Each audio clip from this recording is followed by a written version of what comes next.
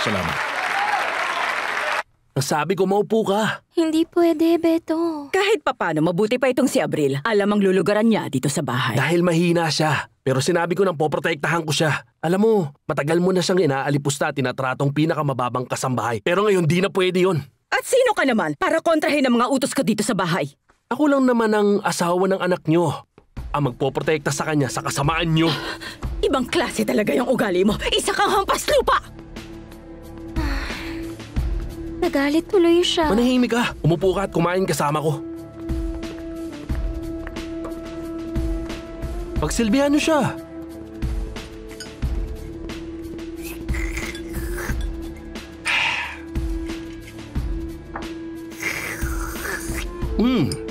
Sobrang sarap nito ah.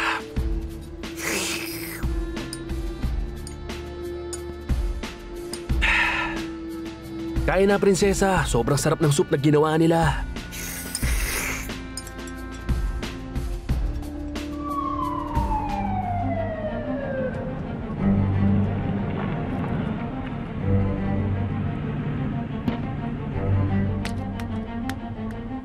Yung lalaki na nasa room 506, hindi pa siya makakauwi ngayong araw, ha?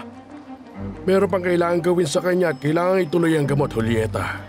Sige, Doktor. Salamat. Dr. Reverol, meron po tayong emergency. Ang singer na si Paloma, na-aksidente po siya.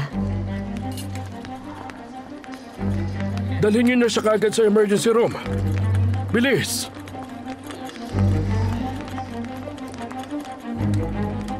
Hindi ka pa rin nagsasalita mula nung umalis tayo sa teatro. Sabihin mong gusto mong sabihin, Fedra. Ba't mo tinugtog ang piyesang yon? Lagi ko yung tinutugtog at gusto yun ng mga tao. Yun ang tinutugtog mo para kay Rosalinda. Oo nga. Tinutugtog ko yun para kay Rosalinda bilang pag-alala sa kanya.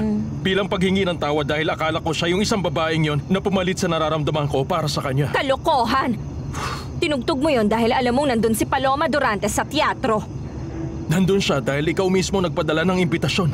At wala naman siyang ginawa kundi tanggapin lang. Umupo siya sa harap katabi ang ibang lalaki para ipamukha na wala siyang pakialam sa akin. At para ipakita na di ka naaapektuhan na nakikita mo, kahit na hindi mo na naisip na napapahiya ako sa publiko, pinahiya mo ako bilang asawa mo!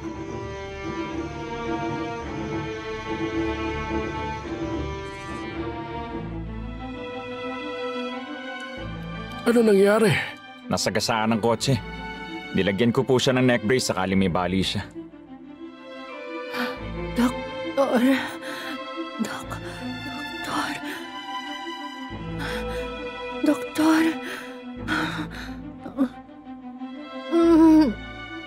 Hindi mo ba naisip kung gaano ako naging katawa-tawa sa harap ng marami? Dahil dinedicate mo ang kantang yun sa ibang babae.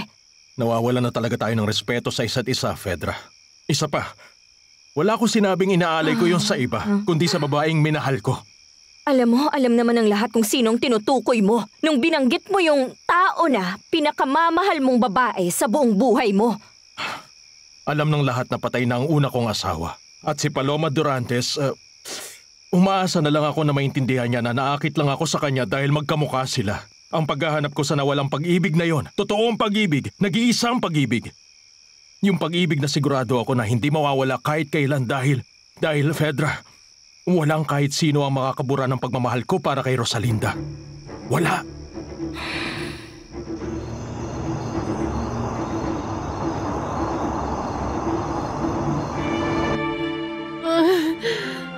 Sobrang sakit, Doktor. Binigyan ka na namin ng pain reliever. Bubuti na ang pakiramdam mo, Paloma.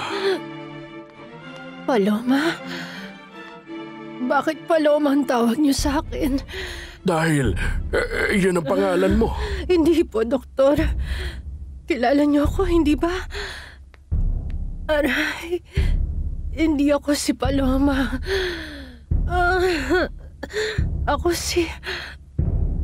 Ako si Rosalinda. Rosalinda Perez.